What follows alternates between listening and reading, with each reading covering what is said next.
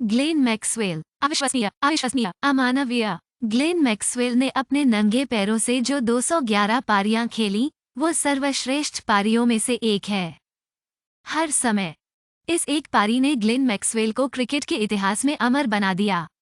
उसने लगातार 7 सप्ताह तक ऑस्ट्रेलियन कप जीता और सेमीफाइनल का टिकट हासिल किया। अगर हमने इसे किसी फिल्म में देखा होता तो हमें विश्वास नहीं होता। जैसा कि कहा जाता है, यदि आप मंदिर से बाहर निकलते हैं तो लोग आपको घूरेंगे। हाल ही में मैंने ग्लेन मैक्सवेल को देखा और महसूस किया कि यदि आप मंदिर से बाहर निकलते हैं तो लोग घूरेंगे, एक सुपर हीरो की तरह। जब ग्लेन मैक्सवेल बल्लेबाजी करने गए तो टीवी पर दिखाया गया कि उनके जीतने की संभावना सिर्फ 5% है। प्याला, क्योंकि उस समय अफगानिस्तान के देवता लक्ष्य का पीछा करने के लिए पवेलियन से बाहर चले गए थे। डेविड वार्नर, ट्रेविस ने कहा, मिच मार्श, ला बुसिन और जोश इंग्लिश सभी प्रसिद्ध बल्लेबाज। ग्लेन मैक्सवेल क्या करेंगे? वो आएगा, 2-4, 6-4 से हिट करेगा और फिर कैच लेकर घर जाएगा। मैक्सवेल ने 33वें रन पर कैच लिया था, लेकिन वो उस शानदार कैच से चूक गए। अफगानिस्तान के देवता मुजीब। और फिर ग्लेन मैक्सवेल ने उनकी सत्ता संभाली। उसने वाकेरा स्टेडियम में 4-6 से रन बनाने शुरू किए, लेकिन मुंबई की भीषण गर्मी में क्रोंगर्डा में खेलते समय वो फिसल कर मैक्स पर गिर गए।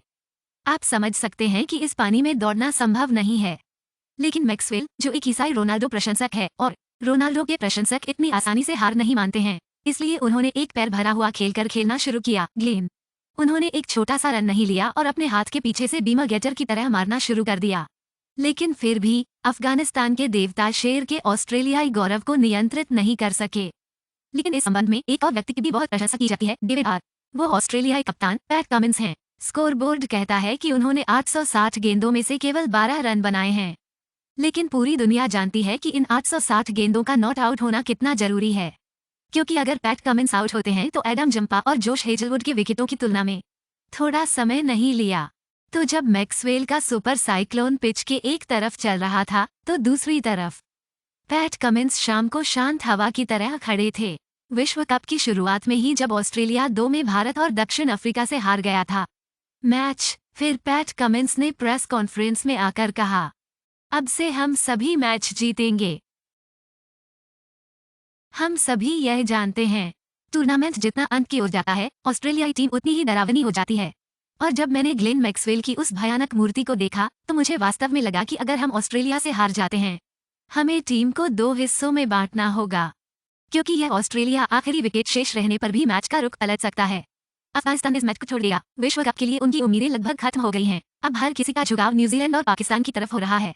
अगले 15 नवंबर को पहला सेमीफाइनल इसी कोने में खेला जाएगा। क्या उस दिन भारत के खिलाफ जीत पाएगा पाकिस्तान या न्यूजीलैंड? अब हमें यही देखना है, क्योंकि हमारी भविष्यवाणी कहती है अब विश्व कप फाइनल आमने सामने होने वाला है, भारत और ऑस्ट्रेलिया। क्या आपको ऐसा लगता है? हमें टिप्पणियों में बताएं।